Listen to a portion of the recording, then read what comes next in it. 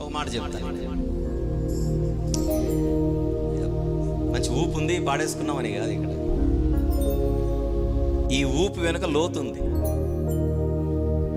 ఆ లోతు ఏంటో గుర్తు చేస్తాను.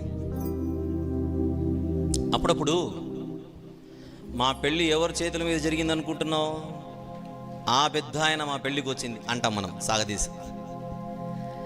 అంటే మన పెళ్ళి ఎవరి చేతుల మీద అయితే జరిగిందో ఆయన గొప్పతనాన్ని బట్టి మన పెళ్ళి చాలా గొప్పది అనే ఫీలింగ్లో ఉంటాం. కానీ అసలు వివాహం అనే వ్యవస్థ వచ్చిందే దేవుని దగ్గర నుంచి. పెళ్ళికి మూలం అది. ఇక్కడ పెళ్ళి అయిన వారు ఉన్నాము, కావలసిన వాళ్ళు ఉన్నారు. అందరికీ పెళ్లి మెసేజ్ ఇది, ఓ 2 నిమిషాలు.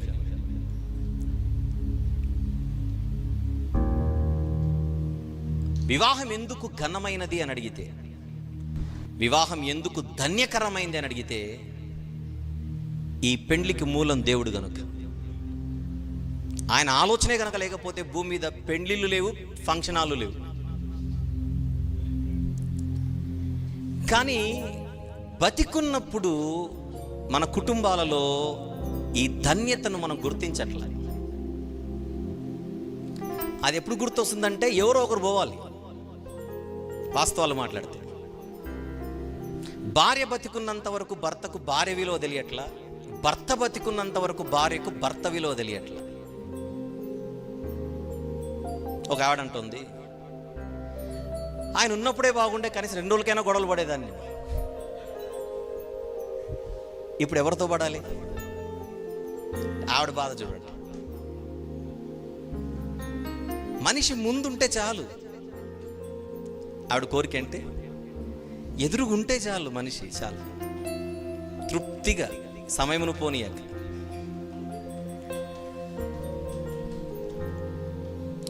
అలాగే ఆయన కూడా. ఈ పాట చాలా లోతైనది. వివాహ జీవితమా విషాద జీవితమా, వాట్స్ యువర్ చాయిస్ అనేటువంటి ఆల్బంలో మొదటి పాట ఇది. దేవుడే నేలమంటితో మనిషిని మలిచి చేసెను, జీవమే నరునికిచ్చి జీవాత్మగా మనిషిని నిలిపెను. నరునిలో నుండి నారిని దేవుడే, మళ్ళీ దేవుడే, పురుషుని చేసింది దేవుడే, దేవుడు స్త్రీని చేసింది దేవుడే, ఆ నారిని తీసుకొని వచ్చింది దేవుడే, నరునికిచ్చింది దేవుడే, కలిసుండమని వారిని కలిపాడు, విడిపోమని కాదు.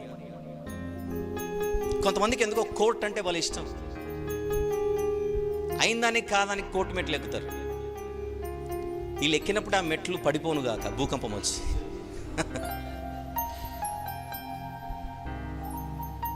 మన స్వరూపం అన్నాడు. ఇద్దరికీ దేవుని స్వరూపమే ఉంది.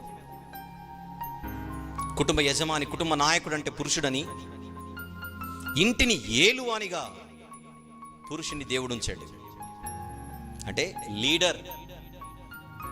తనలోని నాయక గుణమునే మగవారికే బాధ్యతగా ఇచ్చాడు. దేవుడిచ్చిన నాయకత్వపు బాధ్యతలు ఏం చేయాలి? బాధ్యతగా తీసుకోవాలి, నా ఇష్టం అన్నట్టుగా కాదు. అలాగే సహకారిగా నారినిచ్చాడు. ఎందుకంటే దేవుడు సహాయకుడు గనుక. సహాయకుడిని బైబిల్లో పిలిచే పేరేమిటి? ఎబినేజర్. మన దేవుడు ఏ దేవుడై ఉన్నాడు? ఎబినేజరు దేవుడై ఉన్నాడు, సహాయకుడైన దేవుడు. ఆ గుణాన్నే భార్యకిచ్చాడు, అది బాధ్యతగా ఇచ్చాడు. ఇక్కడ విషయం ఏంటంటే, నేను బాధ్యత గల నాయకుని అని కుటుంబ యజమాని మర్చిపోయినా, బాధ్యత గల సహాయకురాలిని అని భార్య మర్చిపోయినా కుటుంబాలు అస్తవ్యస్తమైపోతాయి.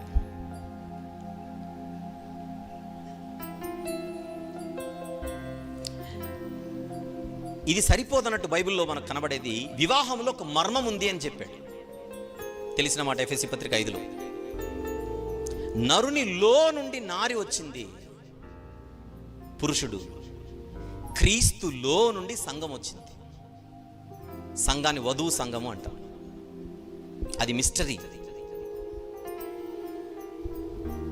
ఒక భార్య భర్తకు విధేయురాలే ఉండడం అనేది సంఘము ప్రభువుకు విధేయురాలిగా ఉండడం అనే దానికి సూచన.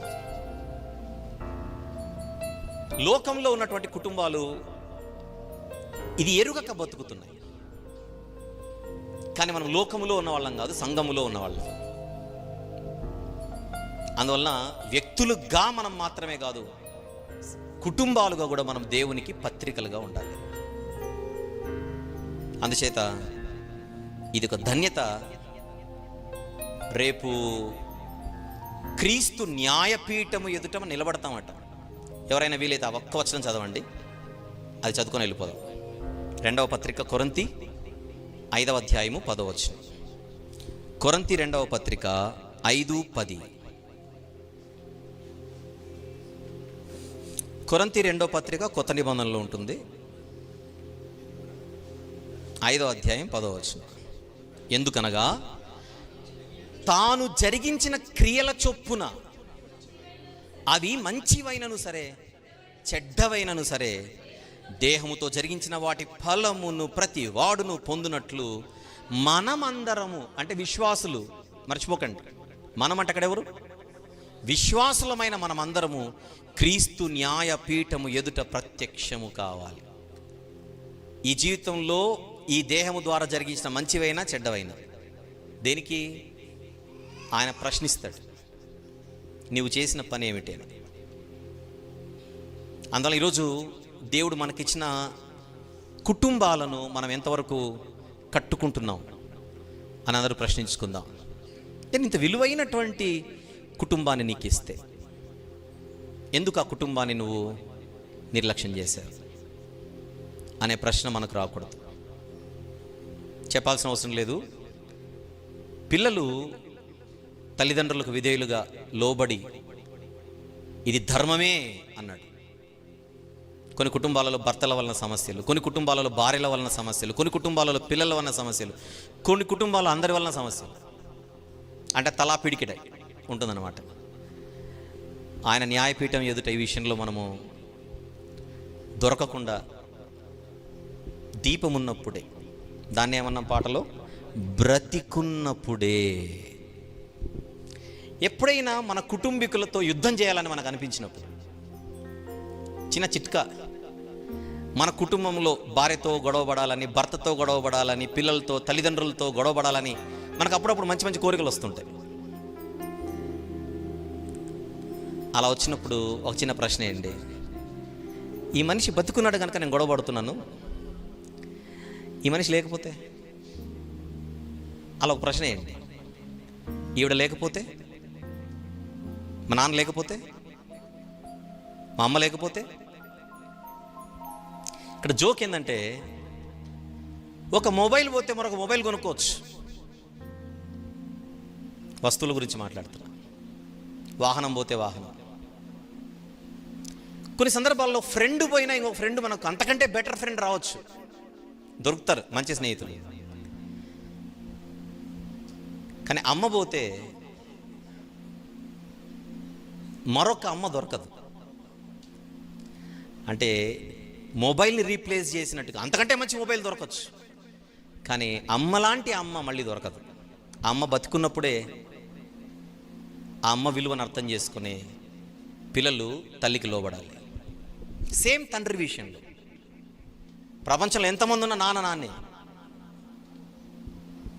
కాకపోతే ఆయన ఎక్స్ప్రెస్ చేయడు, వ్యక్తపరచడు. అమ్మ ప్రేమ వెంటనే కనబడుతుంది, నాన్న ప్రేమ చెప్పాలంటే ఆయన చచ్చిపోతేనే కనపడుతుంది. ఎవరు అనుకోకండి అలా మరోలా, కానీ ఇది నిజం.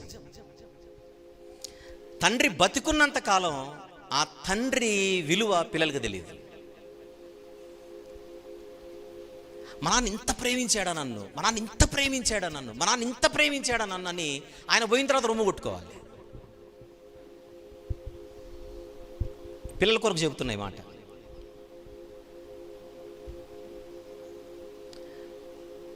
ఆ తల్లిదండ్రుల మీద ఎదురు తిరగడము, తిరగబడడం వాటికంటే వారిని గౌరవిస్తూ, ప్రేమిస్తూ, లోబడుతూ, విధేయులుగా ఉంటే ఆ ఆశీర్వాదం జీవితం అంతా ఉంటుంది.